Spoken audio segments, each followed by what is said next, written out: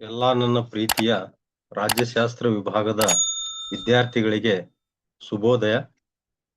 ಇವತ್ತಿನ ಕ್ಲಾಸ್ನಲ್ಲಿ BA second semester ಅಧ್ಯಾಯ 2 ಮತ್ತು 3ರ ಮಧ್ಯಯುಗದ ಪಾಶ್ಚಿಮಾತ್ಯ ರಾಜಕೀಯ ಚಿಂತಕರು ಈ ಒಂದು ವಿಷಯಕ್ಕೆ ಸಂಬಂಧಪಟ್ಟಂತೆ ಥಾಮಸ್ ಅಕ್ವಿನಾಸ್, ಸೇಂಟ್ ಅಗಸ್ಟೈನ್, ಅದರಂತೆ Machiavelli, Thomas Hobbes, John Locke, Jean Jacques Rousseau, JS Mill ಮತ್ತು ಕಾರ್ಲ್ ಮಾರ್ಕ್ಸ್ ಈ ಒಂದು ರಾಜಕೀಯ ಚಿಂತಕರಿಗೆ ಸಂಬಂಧಪಟ್ಟಂತೆ 2 ಅಂಕದ ಪ್ರಮುಖ ಪ್ರಶ್ನೋತ್ತರಗಳ ಬಗ್ಗೆ ಇವತ್ತಿನ ಕ್ಲಾಸ್ನಲ್ಲಿ ಚರ್ಚೆ ಮಾಡೋಣ.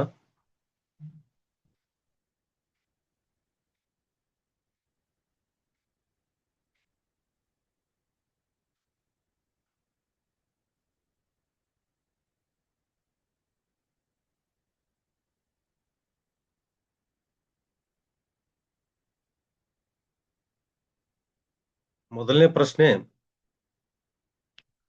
ಸೇಂಟ್ ಅಗಸ್ಟೈನರು ಎಲ್ಲಿ ಮತ್ತು ಯಾವಾಗ ಜನಿಸಿದರು? ಸೇಂಟ್ ಅಗಸ್ಟೈನರು ಕ್ರಿಸ್ತಶಕ 354ರಲ್ಲಿ ರೋಮನ್ ಸಾಮ್ರಾಜ್ಯದ ಉತ್ತರ ಆಫ್ರಿಕಾದಲ್ಲಿನ ಟಗಸ್ಟ್ ಎಂಬ ಚಿಕ್ಕ ನಗರದಲ್ಲಿ ಜನಿಸಿದರು. ಎರಡನೇ ಪ್ರಶ್ನೆ,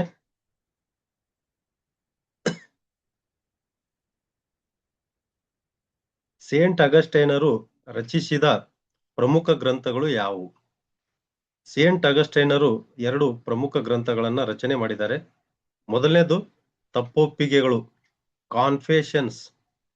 ಎರಡನೇ ಗ್ರಂಥ ದೇವನಗರ, ಸಿಟಿ ಆಫ್ ಗಾಡ್. ಮೂರನೇ ಪ್ರಶ್ನೆ, 2 ಖಡ್ಗಗಳ ಸಿದ್ಧಾಂತ ಎಂದರೇನು? ಮಧ್ಯಯುಗದಲ್ಲಿ ಚರ್ಚ್ ಮತ್ತು ರಾಜ್ಯಗಳ ನಡುವೆ ವಿವಾದ ಉಂಟಾಗುತ್ತೆ. ಈ ವಿವಾದಕ್ಕೆ ಸಂಬಂಧಪಟ್ಟಂತೆ ಸೇಂಟ್ ಅಗಸ್ಟೈನ್ ಜಾರಿಗೆ ತಂದ ಸಿದ್ಧಾಂತವನ್ನೇ 2 ಖಡ್ಗಗಳ ಸಿದ್ಧಾಂತವೆಂದು ಕರೆಯುತ್ತೇವೆ. ಸಿದ್ಧಾಂತದ ಪ್ರಕಾರ ಅಗಸ್ಟೈನ್ ಚರ್ಚ್ ಪರವಾಗಿ ನಿಲ್ಲುತ್ತಾನೆ ಅನ್ನೋದು. 4ನೇ ಪ್ರಶ್ನೆ, ಸೇಂಟ್ ಅಗಸ್ಟೈನರು ತಿಳಿಸಿದ ದೇವನಗರದ 2 ಲಕ್ಷಣಗಳಾವು? ಸೇಂಟ್ ಅಗಸ್ಟೈನರು ದೇವನಗರದ ಕುರಿತಾದ 2 ಲಕ್ಷಣಗಳ ಬಗ್ಗೆ ತಿಳಿಸಿದ್ದಾನೆ. ಒಂದನೇದು ನ್ಯಾಯ, ಎರಡನೇದು ಶಾಂತಿ. ಮುಂದಿನ ಪ್ರಶ್ನೆ, ಸೇಂಟ್ ಥಾಮಸ್ ಅಕ್ವಿನಾಸರು ಎಲ್ಲಿ ಮತ್ತು ಯಾವಾಗ ಜನಿಸಿದರು? ಸೇಂಟ್ ಥಾಮಸ್ ಅಕ್ವಿನಾಸರು ಕ್ರಿಸ್ತಶಕ 1227ರಲ್ಲಿ ನೇಪಲ್ಸ್ ರಾಜ್ಯದ ಸಿಸಿಲಿ ದ್ವೀಪದ ಅಕ್ವಿನೋ ಎಂಬಲ್ಲಿ ಜನಿಸಿದರು. 6ನೇ ಪ್ರಶ್ನೆ, ಸೇಂಟ್ ಥಾಮಸ್ ಅಕ್ವಿನಾಸರು ರಚಿಸಿದ ಪ್ರಮುಖ ಕೃತಿಗಳು ಯಾವುವು?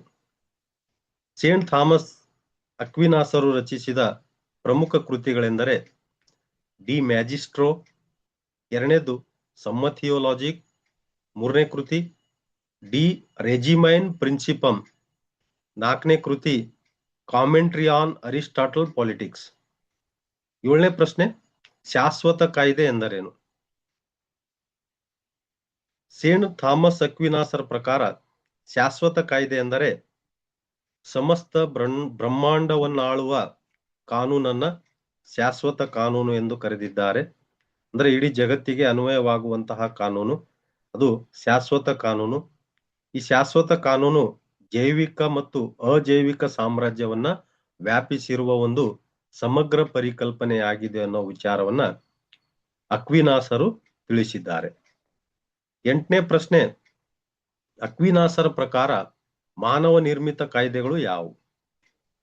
ಅಕ್ವಿನಾಸರವರು 3 ಪ್ರಕಾರದ ಮಾನವ ನಿರ್ಮಿತ ಕಾಯ್ದೆಗಳ ಬಗ್ಗೆ ತಿಳಿಸಿದ್ದಾರೆ.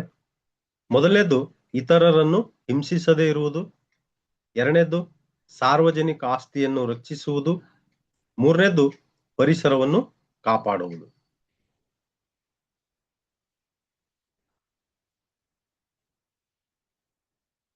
9ನೇ ಪ್ರಶ್ನೆ,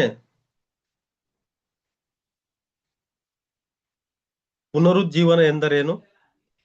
ಪುನರುಜ್ಜೀವನ ಮಧ್ಯಯುಗಕ್ಕೆ ವಿರಾಮ ಹಾಡಿ ಹೊಸ ಯುಗ ಅಥವಾ ಆಧುನಿಕ ಯುಗಕ್ಕೆ ಕಾರಣವಾಗುತ್ತೆ. 14 ಹಾಗೂ 15ನೇ ಶತಮಾನಗಳಲ್ಲಿ ಗ್ರೀಕರ ಹಾಗೂ ರೋಮನ್ನರ ಸಾಹಿತ್ಯ ಕೃತಿಗಳ ಪುನರ್ ಅಧ್ಯಯನದ ಫಲಶ್ರುತಿಯಾಗಿ ಕಲೆ, ವಾಸ್ತುಶಿಲ್ಪ, ಧರ್ಮ, ವೈಚಾರಿಕತೆ, ವಿಜ್ಞಾನ ಮುಂತಾದ ಕ್ಷೇತ್ರಗಳಲ್ಲಿ ಪ್ರಗತಿಯಾಗಿ ಇದರಲ್ಲಿ ಬದಲಾವಣೆಗಳಾಗಿದ್ದನ್ನು ನಾವು ನೋಡ್ತೀವಿ. ಇದನ್ನೇ ಪುನರುಜ್ಜೀವನ ಎಂದು ಕರೆಯುತ್ತೇವೆ. 10ನೇ ಪ್ರಶ್ನೆ, ಪ್ರಥಮ ಆಧುನಿಕ ರಾಜಕೀಯ ತತ್ವಜ್ಞಾನಿ ಎಂದು ಯಾರನ್ನು ಕರೆಯುತ್ತಾರೆ? ಮೆಕೆವಲಿ ಅವರನ್ನ ನಾವು ಪ್ರಥಮ ಆಧುನಿಕ ರಾಜಕೀಯ ತತ್ವಜ್ಞಾನಿ ಎಂದು ಕರೆಯುತ್ತೇವೆ. ಏಕೆಂದರೆ ಮೆಕೆವಲಿ ಅವರು ಆಧುನಿಕ ರಾಜಕೀಯ ತತ್ವಜ್ಞಾನವನ್ನ ಅಥವಾ ವಿಚಾರಗಳನ್ನ ತಮ್ಮ ಗ್ರಂಥಗಳಲ್ಲಿ ಪರಿಚಯಿಸಿದ್ದು. ಮೆಕೆವಲಿ ಅವರನ್ನ ನಾವು ಪ್ರಥಮ ಆಧುನಿಕ ರಾಜಕೀಯ ತತ್ವಜ್ಞಾನಿ ಅಂತೇಳಿ ಕರಿತೀವಿ. 11ನೇ ಪ್ರಶ್ನೆ, ರಾಜ್ಯ ಎಂಬ ಪದವನ್ನು ಮೊದಲು ಯಾರು ಯಾವಾಗ ಬಳಸಿದರು? ರಾಜ್ಯ ಎಂಬ ಪದವನ್ನು ಮೆಕೆವಲಿ ಅವರು 1513ರಲ್ಲಿ ತನ್ನ ದಿ ಪ್ರಿನ್ಸ್ ಗ್ರಂಥದಲ್ಲಿ ಬಳಸಿದ. 12ನೇ ಪ್ರಶ್ನೆ, ಮೆಕೆವಲಿ ಬಣಿಸಿದ ಆದರ್ಶ ರಾಜಕುಮಾರ ಯಾರು? ಮೆಕೆವಲಿ ವೆಲೆಂಟಿನೋದ ಸೀಸರ್ ಬೋರ್ಗಿಯಾನ ಆಡಳಿತವನ್ನ ಮೆಚ್ಚಿ ಪ್ರಭಾವಿತಗೊಂಡು ತನ್ನ ದಿ ಪ್ರಿನ್ಸ್ ಕೃತಿಯಲ್ಲಿ ಸೀಸರ್ ಬೋರ್ಗಿಯಾನನ್ನ ಆದರ್ಶ ರಾಜಕುಮಾರ ಎಂದು ಬಣ್ಣಿಸಿದ್ದಾನೆ. 13ನೇ ಪ್ರಶ್ನೆ, ಮೆಕೆವಲಿಯ ಮೇಲೆ ಪ್ರಭಾವ ಬೀರಿದ ಪ್ರಮುಖ ಅಂಶಗಳು ಯಾವುವು?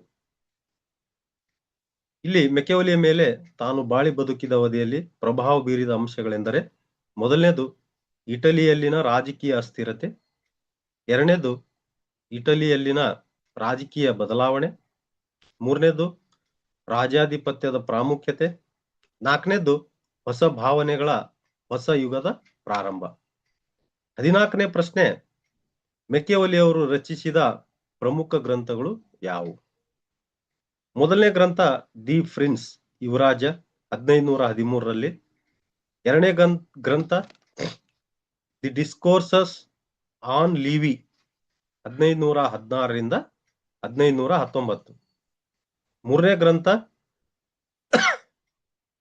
ದಿ ಆರ್ಟ್ ಆಫ್ ವಾರ್ ಯುದ್ಧದ ಕಲೆ ಇದನ್ನ 1520ರಲ್ಲಿ ರಚಿಸಿದ್ದಾನೆ.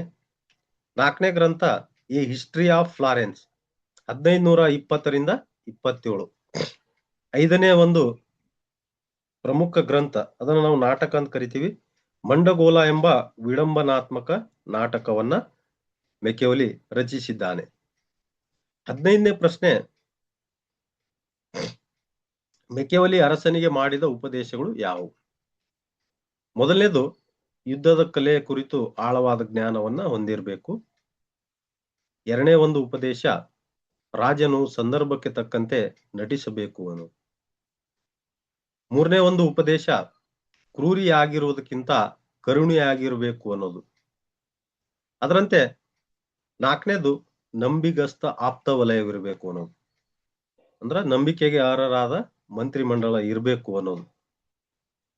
16ನೇ ಪ್ರಶ್ನೆ, ಒಪ್ಪಂದವಾದಿಗಳೆಂದು ಯಾರನ್ನು ಕರೆಯುತ್ತಾರೆ? Thomas Hobbes, John Locke, J Rousseau, ಈ ಮೂರು ಜನ ರಾಜನೀತಿ ತಜ್ಞರನ್ನ ಒಪ್ಪಂದವಾದಿಗಳೆಂದು ಕರೆಯುತ್ತೇವೆ. 17ನೇ ಪ್ರಶ್ನೆ, ಥಾಮಸ್ ಹಾಬ್ಸ್ ಎಲ್ಲಿ ಮತ್ತು ಯಾವಾಗ ಜನಿಸಿದನು? ಹಾಬ್ಸ್ ಜನಿಸಿದ್ದು ಏಪ್ರಿಲ್ 5, 1588ರಲ್ಲಿ ಬ್ರಿಟನ್ನಿನ ವೇಸ್ಟ್ ಫೋರ್ಟ್ ಎಂಬಲ್ಲಿ. 18ನೇ ಪ್ರಶ್ನೆ, ಹಾಬ್ಸ್ ರಚಿಸಿದ ಪ್ರಮುಖ ಕೃತಿಗಳು ಯಾವುವು? ಮೊದಲನೇ ಕೃತಿ ಡಿ ಕಾರ್ಪೋರ್ ಪೊಲಿಟಿಕೋ 1640ರಲ್ಲಿ ರಚಿಸಿದ್ದಾನೆ. ಎರಡನೇದು ಡಿ ಸೀವ್ಸ್ 1642ರಲ್ಲಿ ರಚಿಸಿದ್ದಾನೆ. ಮೂರನೇದು ಎಲಿಮೆಂಟ್ಸ್ ಆಫ್ ಲಾ. ನಾಲ್ಕನೇದು ಲೇವಿಯಾತನ 1651. 19ನೇ ಪ್ರಶ್ನೆ, ಹಾಬ್ಸ್ ತಿಳಿಸಿದ ಸಾರ್ವಭೌಮತ್ವದ 2 ವೈಶಿಷ್ಟ್ಯಗಳನ್ನು ಬರೆಯಿರಿ. ಮೊದಲನೇದು, ಹಾಬ್ಸನ ಸಾರ್ವಭೌಮತ್ವವು ನಿರಂಕುಶವಾದುದಾಗಿದೆ. ಎರಡನೇ ವೈಶಿಷ್ಟ್ಯ, ಸಾರ್ವಭೌಮನು ಸಾಮಾಜಿಕ ಒಪ್ಪಂದಕ್ಕೆ ಪಕ್ಷಗಾರನಲ್ಲ. ಜನರು ಮಾಡಿಕೊಂಡ ಸಾಮಾಜಿಕ ಒಪ್ಪಂದದಲ್ಲಿ ಸಾರ್ವಭೌಮನು ಭಾಗವಹಿಸಿಲ್ಲ. ಮೂರನೇದು ಪ್ರಜೆಗಳ ಎಲ್ಲಾ ಹಕ್ಕುಗಳ ಅರ್ಪಣೆ. ನಾಲ್ಕನೇದು ಸಾರ್ವಭೌಮತ್ವವು ಶಾಶ್ವತವಾದುದು. 20ನೇ ಪ್ರಶ್ನೆ, ರಕ್ತರಹಿತ ಕ್ರಾಂತಿಯು ಎಲ್ಲಿ ಮತ್ತು ಯಾವಾಗ ನಡೆಯಿತು? ರಕ್ತರಹಿತ ಕ್ರಾಂತಿ ಇಂಗ್ಲೆಂಡಿನಲ್ಲಿ 1688ರಲ್ಲಿ ನಡೆದು ಪರಿಮಿತ ಅರಸೊತ್ತಿಗೆಯನ್ನ ಪ್ರತಿಪಾದಿಸಿತು ಅನ್ನೋದು. 21ನೇ ಪ್ರಶ್ನೆ, ಜಾನ್ ಲಾಕ್ ತಿಳಿಸಿದ ನೈಸರ್ಗಿಕ ಹಕ್ಕುಗಳು ಯಾವುವು? ಜಾನ್ ಲಾಕನು 3 ಪ್ರಕಾರದ ನೈಸರ್ಗಿಕ ಹಕ್ಕುಗಳ ಬಗ್ಗೆ ತಿಳಿಸಿದ್ದಾನೆ. ಮೊದಲನೇದು ಜೀವಿಸುವ ಹಕ್ಕು, ಎರಡನೇದು ಸ್ವಾತಂತ್ರ್ಯದ ಹಕ್ಕು, ಮೂರನೇದು ಆಸ್ತಿಯ ಹಕ್ಕು. 22ನೇ ಪ್ರಶ್ನೆ, ಜಾನ್ ಲಾಕನು ಎಲ್ಲಿ ಮತ್ತು ಯಾವಾಗ ಜನಿಸಿದನು? ಜಾನ್ ಲಾಕನು 1632 ಆಗಸ್ಟ್ 29ರಂದು ಇಂಗ್ಲೆಂಡಿನ ರಿಂಗ್ಟಾನ್ ಸೋಮರ್ಸೆಟ್ ಶೈರ್ ಎಂಬಲ್ಲಿ ಜನಿಸಿದನು. ಜಾನ್ ಲಾಕನು 1632 ಆಗಸ್ಟ್ 29ರಂದು ಇಂಗ್ಲೆಂಡಿನ ರಿಂಗ್ಟಾನ್ ಸೋಮರ್ಸೆಟ್ ಶೈರ್ ಎಂಬಲ್ಲಿ ಜನಿಸಿದನು. ಜಾನ್ ಲಾಕನು ರಚಿಸಿದ ಪ್ರಮುಖ ಕೃತಿಗಳು ಯಾವುವು? ಮೊದಲನೇದು ಸಹಿಷ್ಣುತೆಯ ಬಗೆಗಿನ 4 ಪತ್ರಗಳು 1689, ಲೆಟರ್ ಕನ್ಸರ್ನಿಂಗ್ ಟಾಲರೇಷನ್. ಎರಡನೇದು ನಾಗರಿಕ ಸರ್ಕಾರದ ಮೇಲಿನ 2 ಪ್ರಬಂಧಗಳು 1690, 2 ಟ್ರೀಟೀಸ್ ಆನ್ ಸಿವಿಲ್ ಗವರ್ನಮೆಂಟ್. ಮೂರನೇದು ಮನೋವಿಜ್ಞಾನ ವಿವೇಚನೆ, ಕನ್ಸರ್ನಿಂಗ್ ಹ್ಯೂಮನ್ ಅಂಡರ್ಸ್ಟ್ಯಾಂಡಿಂಗ್. ನಾಲ್ಕನೇದು a second letter on toleration 1690. ಐದನೇ ಗ್ರಂಥ a third letter on toleration 1692.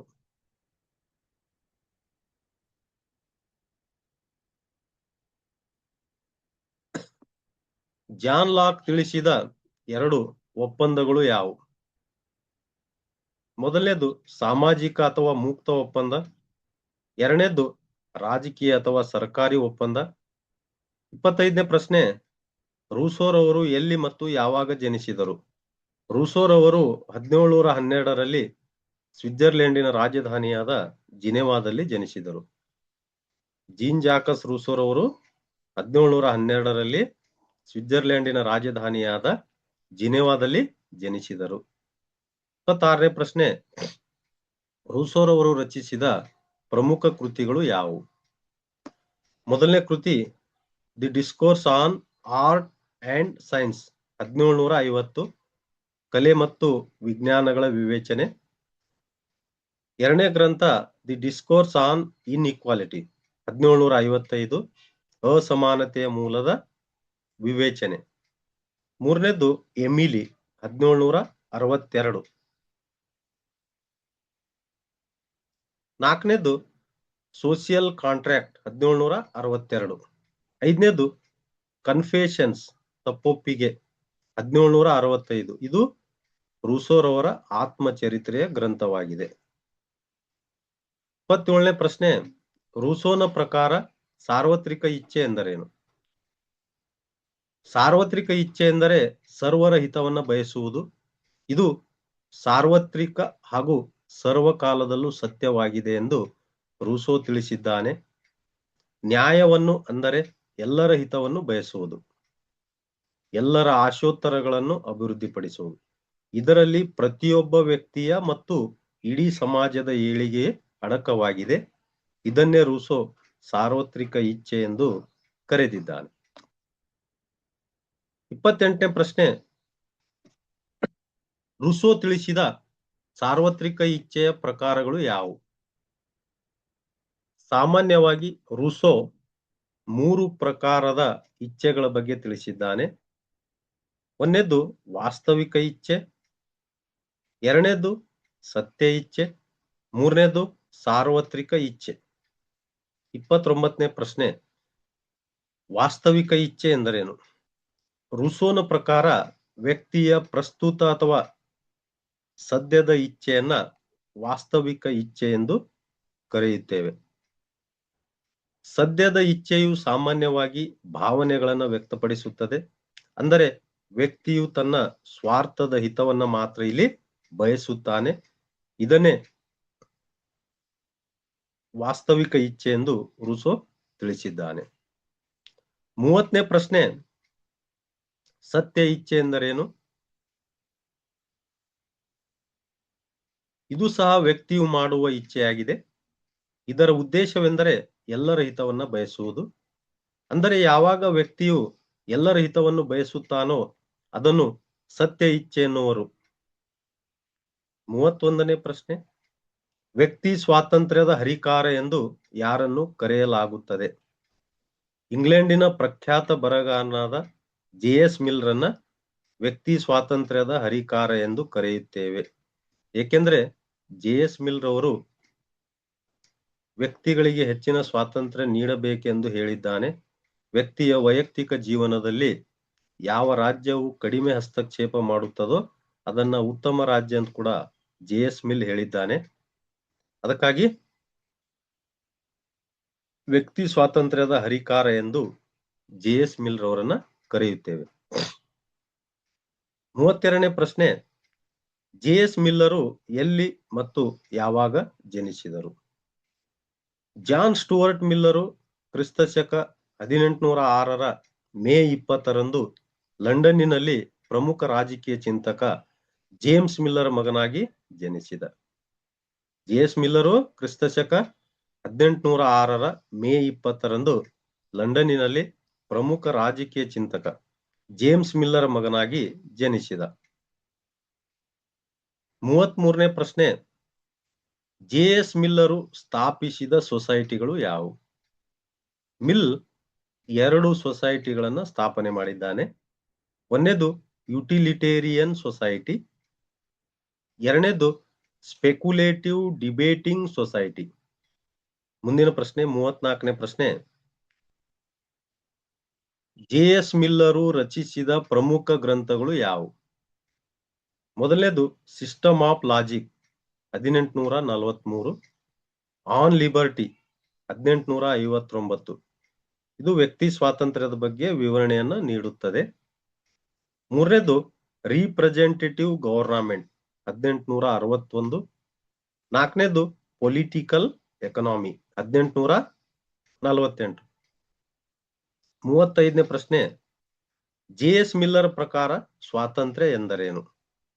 Miller ಪ್ರಕಾರ ವ್ಯಕ್ತಿ ಸ್ವಾತಂತ್ರ್ಯವೆಂದರೆ ವ್ಯಕ್ತಿಯ ಅಭಿಪ್ರಾಯ, ವಿಚಾರ ವ್ಯಕ್ತಪಡಿಸುವ ಸ್ವಾತಂತ್ರ್ಯ ಆಗಿರದೆ ಅದು ಸಮಾಜದಲ್ಲಿನ ಪ್ರತಿಯೊಬ್ಬ ಸ್ತ್ರೀ ಪುರುಷನ ವ್ಯಕ್ತಿತ್ವದ ಬೆಳವಣಿಗೆ ಜೊತೆಗೆ ಸಮಾಜದ ಪ್ರಗತಿ ಮತ್ತು ಅಭಿವೃದ್ಧಿಯನ್ನ ಅವಲಂಬಿಸಿದೆ ಅನ್ನೋದು.